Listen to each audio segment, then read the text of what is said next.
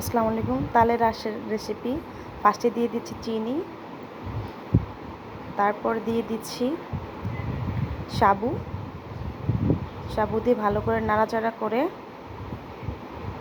দুধটাকে জাল দিয়ে ঘন করে এখন দিয়ে দিব দারচিনি এবং এলাচ। এই দুটো দিয়ে ভালো করে নেড়ে দুধটা ঘন করে দিয়ে দিচ্ছি তালের শাঁসের অংশটুকু এবং সেটাকে ভালো করে নেড়ে ঘন করে দুধটাকে, তারপরে তৈরি হয়ে গেল আমাদের আজকের তালের শাঁসের রেসিপি।